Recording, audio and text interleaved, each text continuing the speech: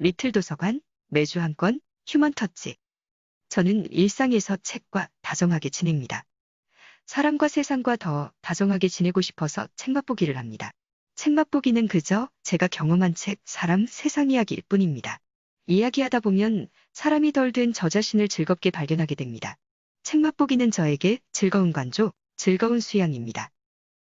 서점이 도서관의 역할을 겸한 지는 아주 오래 전부터입니다. 도서관은 멀고 서점은 가까운 동네에 살았을 적에 아이의 손을 잡고 서점 가는 길은 항상 가슴을 설레게 했습니다. 가난했던 그 당시 돈을 벌면 최고 하고 싶은 일은 책을 사는 일이었습니다. 그 못난 허영길을 아직도 걷지 못한 저에게 도서관 전자책 중에서 미래의 서점이라는 책이 포착된 것은 당연했습니다. 오늘 책 맛보기 할 책은 미래의 서점입니다. 그런데 책을 살펴보니 중국의 책을 번역한 것이었습니다. 중국이 생각보다 상당히 우리 가까이까지 잠식해 있음을 새삼 실감했습니다.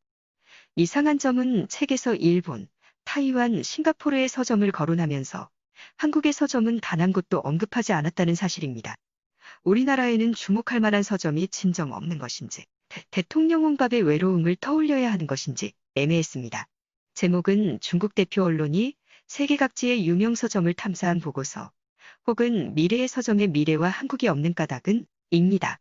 책의 저자는 제1재경주간 미래예상도 취재팀으로 아주 길게 표기되어 있습니다. 제1재경은 중국 언론 매체이고 저자는 편집장, 취재기자, 해외 특파원 인터뷰이들입니다. 우선 제1재경이 어떤 언론사인지 우리나라 한국경제신문 기사를 통해 대충 알아보기로 합니다. 2015년 6월 5일자 오광진의 중국 이야기라는 기사에서 핵심 내용만 옮깁니다. 중국 최대 전자상거래 업체 알리바바가 상하이 최대 경제 매체인 제1재경미디어에 투자한다. 알리바바는 주주가 되는 동시에 세계적 영향력을 갖춘 새로운 디지털 경제 미디어 그룹을 만드는 것이다. 알리바바의 경쟁력은 빅데이터에 있다는 분석이 적지 않다. 경제신문의 주요 독자층이나 알리바바가 보유한 데이터베이스의 수요층이 겹친다. 알리바바와 제1재경은 미디어 스타트업을 키우는 사업도 벌일 계획이다. 저는 중국 경제 시스템에 대해 잘 알지 못합니다. 시장 경제의 자본주의인지 계획 경제의 사회주의인지 시시때때로 헷갈립니다. 아마 제가 경제에 관해 무지한 탓일 겁니다. 분명한 것은 일당 정치 체제의 중국에도 민간 기업은 있으며 재벌도 존재한다는 사실입니다. 이번 주 월요일 2021년 1월 11일자 중앙일보 기사 중 일부를 옮겨봅니다. 제목은 9억 중국인 빅데이터 구축한 마윈에게 중국 공산당은 위협 느꼈다. 입니다. 알리바바의 차곡차곡 쌓인 엄청난 빅데이터는 가공할 힘이다. 중국인이 무얼 먹고 어떤 옷을 사며 어디에 사는지 등 중국인의 일상을 통제할 수 있을 정도로 막강한 파워를 구축한 것이다. 중국인의 일거수일투족 통제를 바라는 공산당 입장에선 이보다 더한 경쟁 상대가 없다. 더 놀랄 일은 알리바바가 그 힘을 자각하고 휘두르기 시작했다는 점이다. 이에 중국 공산당은 알리바바가 자본의 힘으로 미디어를 장악해 여론 조종에 나서는 걸 막아야 한다며 강경하게 맞섰다. 알리바바에 대한 단속이 국가의 시책으로 결정되어 잇따른 처벌이 가해지면서 마윈의 소셜미디어 계정은 멈춤 상태다. 출국 금지설, 실종설 등과 같은 흉흉한 소문도 퍼진다. 마윈의 알리바바 주가는 폭락했고 알리바바 제국이 무너지고 있다는 말이 돌 정도다. 이런 된소리를 맡게 된 가장 중요한 이유는 괘씸죄를 넘어 마윈의 알리바바가 중국 공산당의 중국 지배를 위협하기 때문이다. 중국이 개혁개방 정책을 채택한 이후 중국에서 사회주의와 자본주의의 구별이 모호해진 건 사실이다. 마윈의 알리바바 사태는 중국이 사회주의 국가라는 걸 일깨워준다. 자본의 팽창이 공산당 지배에 위협이 된다고 생각되면 가차없이 칼을 빼들어 쳐내는 체제의 힘을 다시 상기시켰다. 알리바바의 자본 금력과 중국의 정치 권력 중에서 승부수를 어느 쪽이 쥐고 있는지 궁금합니다. 마윈과 시진핑의 결투는 제1재경 언론이 얼마나 막강한 자본과 손을 잡았는지를 간접적으로 보여줍니다. 제1재경 언론에서 세계 각국의 유명 서점을 탐사한 보고서가 바로 오늘 책 맛보기 하는 미래의 서점이라는 책입니다. 중국의 대표적인 언론 매체가 왜 서점 비즈니스에 주목했을까요? 중국인의 문화의식을 계몽하려는 의도일까요? 미국의 아마존온 오프라인 서점을 모두 능가할 세계의 서점을 중국에 구축하고 싶어서일까요? 책을 읽어보면 중국 서점들은 서점 비즈니스에 성공한 전 세계의 모든 사례들을 실험하는 현장으로 느껴지도록 합니다. 중국 서점들은 꾸준히 모방하고 부지런히 짜깁기 하면서 갖가지 시행착오를 겪으며 노하우를 쌓는 중이었습니다. 하지만 미래의 서점의 미래는 보이지 않았습니다. 다음과 같은 말로 대신할 뿐입니다. 사실 표준 답안은 없다. 모두 탐색 중이다. 꼭 타이완의 청핀이어야 하는 것도 아니고 꼭 일본의 스타야여야 하는 것도 아니다. 책은 과거와 현재의 서점 이야기로 가득 채워져 있습니다. 그것들을 걸음으로 삼아 알리바바와 제1제경이 파트너십을 발휘하면 언젠가는 온 오프라인을 모두 장악할 서점을 구현해내는 날이 올까요? 그때도 중국은 여전히 일당 독재의 정치체제를 유지하는 선진국 면모를 갖추고 있을지도 궁금합니다. 저의 상상이 너무 허무맹랑해진 듯하여 스스로 웃고 맙니다. 책의 저자로 표기되어 있는 미래의 상도 취재팀은 제1제경 주간에서 젊은 층을 겨냥해 꾸린 프로젝트 팀이라고 합니다. 이 팀은 세계 각지에서 발로 뛰며 도시 문화와 생활 미학을 집중 취재해서 참신하고 흥미롭게 풀어내고 있다고 책날개에서 소개합니다. 저자들의 역동적인 취재는 활기팽배한 여행과 다름없어 보입니다. 책은 세계 각국에 있는 유명 서점의 사진들로 가득합니다. 그래서 전자책을 다운로드받는데 다른 책들보다 시간이 더 소요되었습니다. 기다린 보람은 충분했습니다. 사진들을 들여다보며 여행 기분을 만끽할 수 있었으니까요. 책은 프랑스, 미국, 일본, 타이완, 싱가포르 등 유명 서점들 사진과 함께 도서관 운영 시간과 특징을 메모하고 있습니다. 세계의 서점을 순례할 때 동반할 만한 여행 책자입니다. 서점을 운영하고 싶은 사람에게는 아이디어와 영감을 줄 수 있는 비즈니스 책이기도 합니다. 저는 그저 서점이라는 공간을 좋아하는 독자로서 세계의 서점을 여행하는 기분으로 가볍게 읽었습니다. 그런 제가 가장 좋아하는 문장으로 낚아챈 것은 바로 이 문장입니다. 어디로 가야 할지 모를 때는 서점으로 가면 된다. 세계 각국의 유명 서점의 트렌드는 국카페식 서점, 대형 쇼핑몰 고객 유치 역할의 서점을 거쳐 이제는 상호 텍스트성에 기반한 서점으로 진화해 있었습니다. 여기서의 상호 텍스트성이란 도서관식 분류 기준을 따르지 않고 주제에 따라 진열, 배치, 연결해 나가는 방식입니다. 어떤 소설책 옆에 그 작가가 즐겨 먹는 과자가 있는 식입니다. 다이어트 책 주변에는 날씬한 사람의 사진집이나 운동 안내서와 운동기구들이 배치되는 것입니다. 또는 유행하는 요리를 중심으로 요리책뿐 아니라 조리도구, 필요한 재료와 식품까지 진열하는 것입니다. 여행서점 옆에는 여행 가방을 비롯한 여행용품들이 즐비해 있는 것입니다. 상호 텍스트성에 기반한 공간 구성은 아마 일본의 서점에서 최초로 유래한 듯 싶었습니다. 이후 아마존 오프라인 서점을 비롯해 중국과 타이완의 유명 서점들도 모두 벤치마킹한 것으로 보였습니다. 이는 고객이 서점에 들어서서 호기심 어린 어떤 한 곳에 머무는 순간부터 헤어나기가 쉽지 않도록 합니다. 연결고리를 따라 눈길과 발길이 흘러가다 보면 서점을 나오게 될 때는 구매한 무엇인가가 내 손에 쥐어져 있을 듯합니다. 상호 텍스트성에 기반한 독서도 읽을 책을 끝없이 이어지도록 유도하는 독서를 말하니까요. 제1제경 주간 편집장 자오후이도 서점에서 가장 중요한 것으로 이 점을 꼽습니다. 도쿄에는 나에게 깊은 인상을 남긴 서점이 하나 더 있다. 바로 아오야마 북센터다. 아오야마 북센터의 인테리어에는 눈에 띄는 점이 전혀 없으며 심지어 오래된 도서관의 캐캐묵은 느낌이 가득하다. 그러나 안으로 들어가 두 발짝만 떼도 이 서점이 책을 고르고 진열하는 능력이 얼마나 뛰어난지 단번에 느낄 수 있다. 내가 흥미를 느끼는 책 옆으로 같은 유형의 책이 한 권 한 권 줄줄이 이어진다. 그만 보려고 해도 멈출 수가 없다. 온라인 서점의 득세에도 불구하고 유명 서점을 가장 많이 가진 나라는 일본인 것 같았습니다. 일본의 창의성은 생존력과 맞물려 있는 듯한 인상을 받게 됩니다. 스타벅스와 함께하는 스타야 서점은 날마다 독자가 함께하는 이벤트가 열리고 잡지가 가득 진열된 길쭉한 매거진 스트리트가 유혹하고 있으며 펜던트 조명은 아늑한 분위기로 압도합니다. 성실하게 진화하는 느낌을 주는 대형 서점이 일본의 스타야입니다.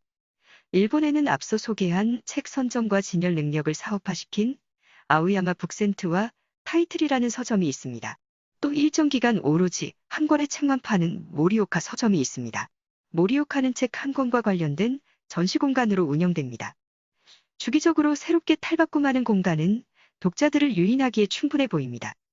일본의 오프라인 서점은 커피나 잡화 같은 소비가 함께 이루어지면서 이제 서점은 독자에게 행복한 시간을 보내는 공간이 되었습니다. 타이완의 청핀 서점은 책에서 가장 많은 부분을 차지하지 않을까 싶을 정도의 서점입니다. 중국 서점 브랜드 팡소가 모방한 서점입니다.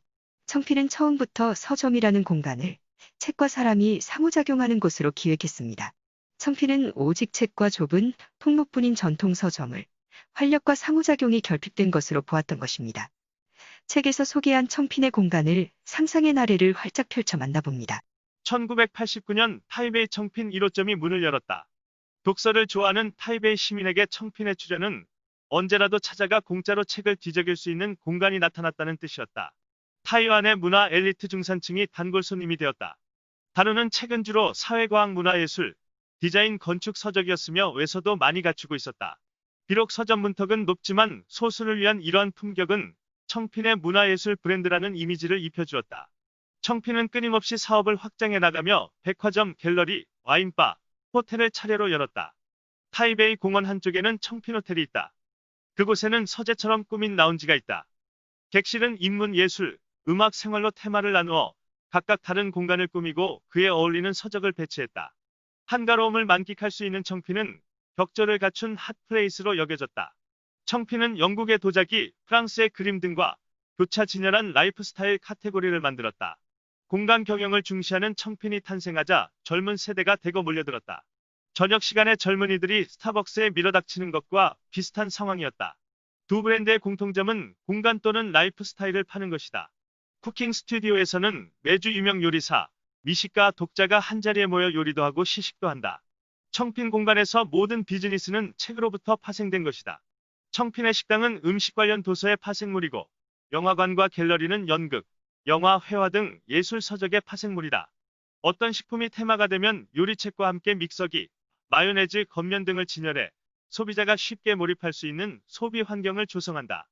다기와 함께 차 관련 책을 진열하면 차에 관심이 있는 사람은 차와 관련된 지식에도 관심을 가지며 구입할 수도 있다.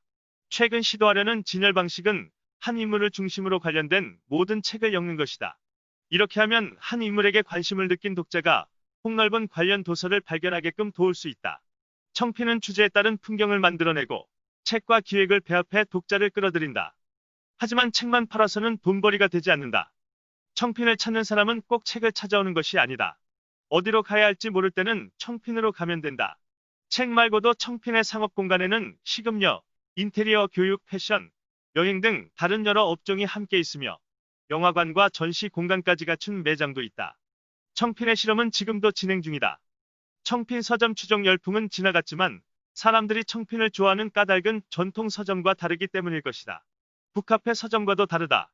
청핀은 책을 파는 단순한 역할보다 독서와 생활미학 박물관에 더 가까우며 백화점 같다는 느낌도 있다. 이상적인 서점이란 독자가 알지 못했던 책을 만나게 해주는 곳이다. 청핀에서는 출판사 창고에 쌓여있던 창작과 출판의 정성을 보인 책을 발굴해 청핀 서가액권에 놓는다. 진열해 놓은 90%가 넘는 책이 판매 부진 도서이다. 그렇지만 흑자를 실현하도록 해주었다.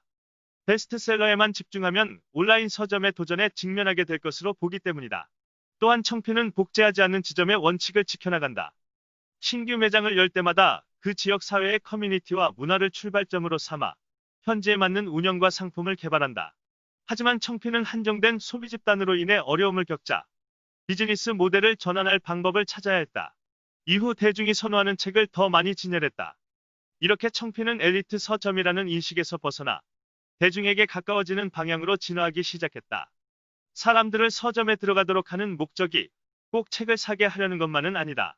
아시아 최초의 24시 청핀 dun안점은 타이베이에서 직장인이든 영감이 필요한 독자든 누구나 언제든지 서점에서 시간을 보낼 수 있게 되었다. 미국 타임에서는 아시아에서 가장 아름다운 서점으로 선정하기도 했다. 2015년 말 중국 시장에까지 진출하며 진화했다. 타이완과 중국에서 거점을 모두 구축한 청핀은 이제 일본과 동남아 시장으로 눈을 돌리고 있다. 타이완의 청핀뿐만 아니라 싱가포르의 서점, 헤이지원도 중국 고급 서점의 대열에 합류했습니다. 중화권 브랜드 및 모든 서점 업무를 인수했다고 합니다. 멋진 화분 하나를 집안에 들이는 것처럼 생활을 더욱 아름답게 만드는 고급화로 차별화를 꾀할 것이라고 하는 걸 보니 자신만만해 보입니다. 하지만 중국에는 유니클로나 스타벅스를 벤치마킹한 디지털 경영 방식을 도입한 서점도 생겨났다고 합니다. 이는 소수 독자가 선호하는 전문적 도서를 사라지게 하고 대중적 베스트셀러가 주류가 되도록 했다고 합니다. 서점에서 일어나고 있는 극명한 양극화 현상을 중국은 여실히 보여주고 있습니다. 책은 미국에서 전성기를 구가했던 서점 반스앤드노블의 역사를 들려줍니다. 한때 동네의 서점들을 몰살시키다시피 했던 도서 할인 판매로 잘 나갔던 서점이 반스앤드노블입니다. 커피를 마시며 서점에서 책을 보는 아이디어는 원래 미국 체인 서점 반스앤드노블의 것이었다.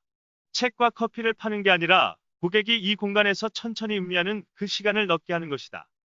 그러한 반스앤드노블은 아마존이 창업하여 더 싸게 팔기 시작하자 동네 서점처럼 똑같이 매출 부진을 겪을 수밖에 없었습니다. 영원한 승자도 영원한 패자도 없다는 진부한 이 말은 진리인 듯합니다. 아마존 역시도 언젠가는 건조해서 내려올 수 있습니다. 혹시 그 자리를 중국 국적 서점이 차지할 수도 있을까요? 이토록 철두철미하게 세계의 서점을 탐색하고 벤치마킹하는 걸 보면 시행착오 끝에 어떤 성과를 이뤄낼 것도 같습니다만 아마존의 빅데이터를 대적하기에 알리바바의 빅데이터는 미약할까요? 중국의 권력은 알리바바를 지원하고 지지하게 될까요? 주저앉힐까요? 얼토당토하는 궁금증과 가당차는 호기심이 저를 흥미진진하게 합니다. 어린이 코너를 주된 공간으로 내세운 반스앤드노블의 부지는 안쓰러운 측면이 없잖아 있습니다.